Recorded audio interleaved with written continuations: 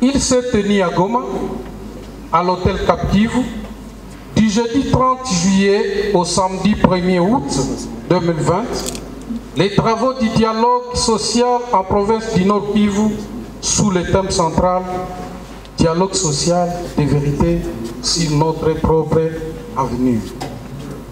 Ces assises placées sous le haut patronage de son Excellence Monsieur le Gouverneur de province ont connu essentiellement des représentants de différentes communautés de la province du Nord Kivu, ainsi que les compatriotes d'autres provinces, d'un sénateur, des députés nationaux et provinciaux, membres du gouvernement provincial, membres du Conseil provincial de sécurité, maires de villes de Beni, Butembo et Goma, administrateurs de territoire de Nyiragongo, Massissi et Walikale, Bami des chefferies et secteurs, représentants des confessions religieuses, recteurs et directeurs généraux des institutions d'enseignement supérieur et universitaire, représentants de la Fédération des entreprises du Congo, représentants des organisations de la société civile, agents du système des Nations Unies et autres organisations internationales. Les travaux ont été modérés par les chefs de travaux Jean-Marie Mudaemuka et Deogracias Chimere, respectivement enseignants à l'ISP Goma et à l'Université de Goma. La cérémonie d'ouverture du dialogue social a été ponctuée par 3 moments, à savoir les mots du bienvenu du maire de la ville de Goma, de l'honorable président de l'Assemblée provinciale et enfin les discours d'ouverture de son Excellence Monsieur le Gouverneur de la province du Nord Kivu. Il a été rappelé l'observance de mesures barrières contre le coronavirus, étant donné que la levée de l'état d'urgence sanitaire par les chefs de l'État ne signifie pas la fin de la pandémie Covid-19. La première journée des travaux a permis de passer en revue l'historique des conflits au Nord Kivu et les baromètres de leurs victimes. Ces thèmes introductifs ont balisé le terrain pour le début des présentations des cahiers de charges des communautés, les tout avec les contenus du thème central. La première vague de présentation des cahiers de charges a été constituée par les communautés Hunde, Hutu, Kano, Kumu, Piri, Pygmé Hutua et Nande ont été concernés. La deuxième journée a porté premièrement sur la suite de la présentation des cahiers de charges des communautés Nyanga, Mbuba, Tembo, Tusi, Talinga et les compatriotes d'autres provinces et légèrement sur les exposés thématiques des experts. Le contenu minimum des cahiers de charges des communautés a tourné autour des principaux points ci-après. 1. L'identification de la communauté. 2. Le majeur de la communauté. 3. Les forces et faiblesses de la communauté. 4. Les reproches aux autres communautés dans les relations sociales. 5. Les contributions dans les relations des problèmes, des résolutions des problèmes de la province. 6. Les attitudes collectives en faveur de l'harmonie et de la cohésion sociale. Ensuite, s'en est suivi une série d'exposés simultanés sur les thèmes ci-après. 1. Les Nord qui veulent la paix et le développement durable, type d'acteur et de leadership éclairé. 2. Problématique de la cohésion intercommunautaire et responsabilité du pouvoir coutumier. 3. Dynamique socio-politique et économique des groupes armés. 4. problématique de l'accès et contrôle à la terre. 5. Les Nord Kivu dans la dynamique sécuritaire dans la région des Grands Lacs. 6.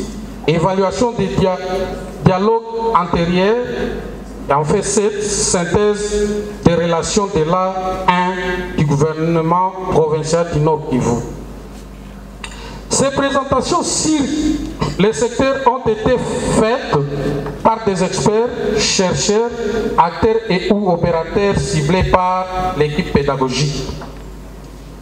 À cette phase, des échanges globaux ont été réalisés sur les différentes thématiques présentées par des experts, mais aussi sur certains aspects transversaux suscités par les présentations des cahiers de charges des communautés.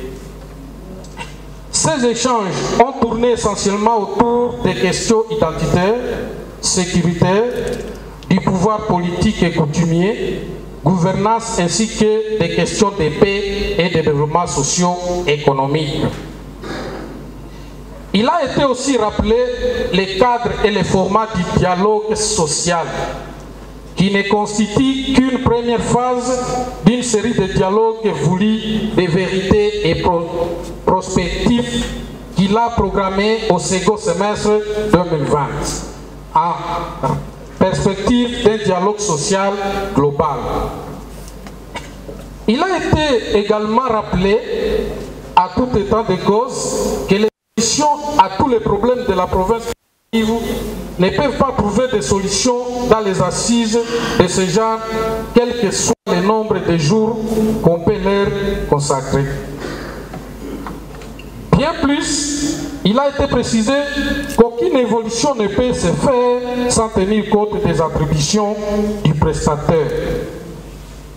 À ce sujet, la Constitution de notre pays définit entre ses articles 202 et 206 les compétences exclusives au gouvernement central ou provincial, ainsi que les compétences concurrentes aux deux niveaux de responsabilité.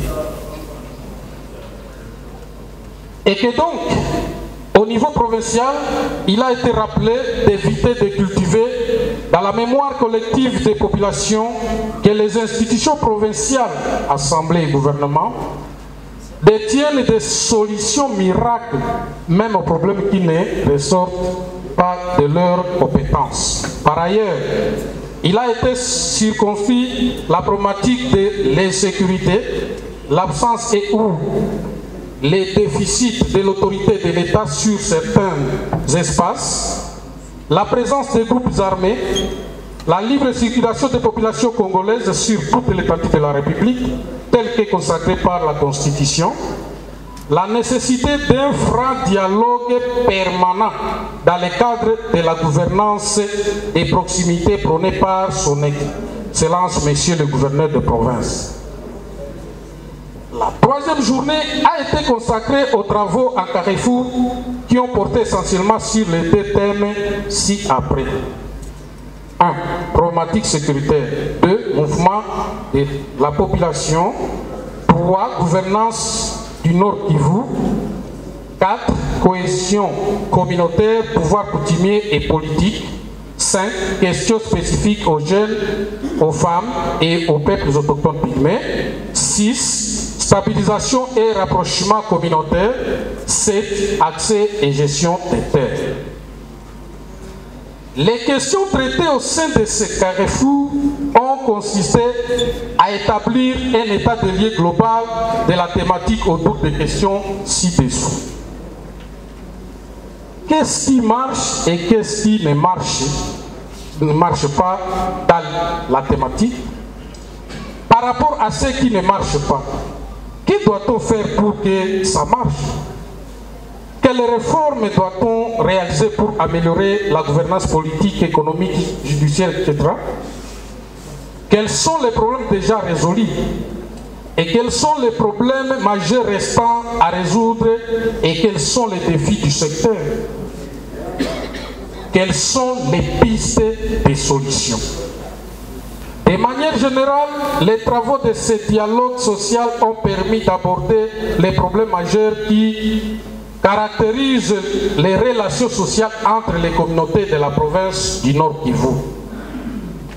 À l'issue des échanges et débats en plénière, la synthèse des résultats des carrefours a été constituée. Beaucoup d'opportunités ou des conditions favorables à la cohésion sociale ont été identifiées. La position géostratégique de la province en RDC et dans la région des Grands Lacs a fait l'objet d'une attention particulière.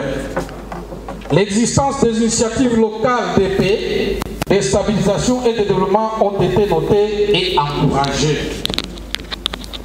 La disponibilité des ressources naturelles a été notée.